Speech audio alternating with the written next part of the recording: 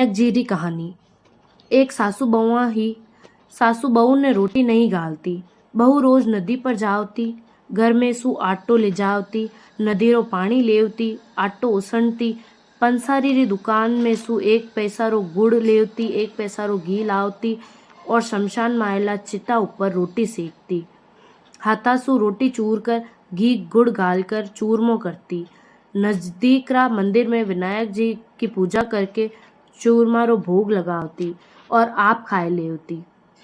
ईसो करता करता घणा दिन हुया। विनायक जी ने एक दिन अचंभो हुयो। वे आपरा मुंडा में आंगली गाल ली। बहू तो घरे आई।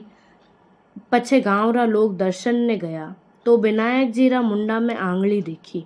सगला लोग अचंभो करन लग गया। आज विनायक जी री आंगली मुंडा में क्यान, ओ तो कोई अपशगुन है। सगला गांव में मालूम पड़ियो। सगला लोग मंदिर में जमा हुआ। केवड़ने लग गया, कोई विनायक जी रा मुंडा में सू आंगली काढ़ी जिकाने इनाम दियो जाएला। जणा या बहू आपरा सासू ने केवड़ने लगी, मैं मंदिर जाऊंगली। जणा सासू बोली, इत्ता गांव रा लोगा सू काई नहीं हुयो, थारो सू काई हुएला। जणा बहू बोली, मैं मंदिर में जाऊंला, मैं विनायक जी रा मुंडा में सू आंगली काढ़ूला। मंदिर में लोग भेड़ा हुआ हा। या बहू दरवाजो बंद करके विनायक जी ने बोली, आटो मारा घर सू लावती, पानी नदी रो लेवती, पंसारी री दुकान सू घी गुड़ लावती, मुर्दा ऊपर सेकती, तो थारो काई बिगड़ियो, मुंडा में सू आंगली काढ़ लेवो। विनायक जी झट मुंडा मुँह आंगली बारे काढ़ ली। वह मंदिर रो दरवाजो खोलियो।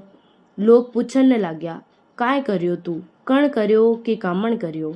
जणा आ बोली, मने मारी सासू रोटी नहीं गालती, जीको मैं घर सू आटो लावती, नदी रो पानी लावती, पंसारी री दुकान सू घी गुड़ लावती, बाटिया करके मुर्दा ऊपर सेकती, चूरमो करके भगवान ने भोग लगावती।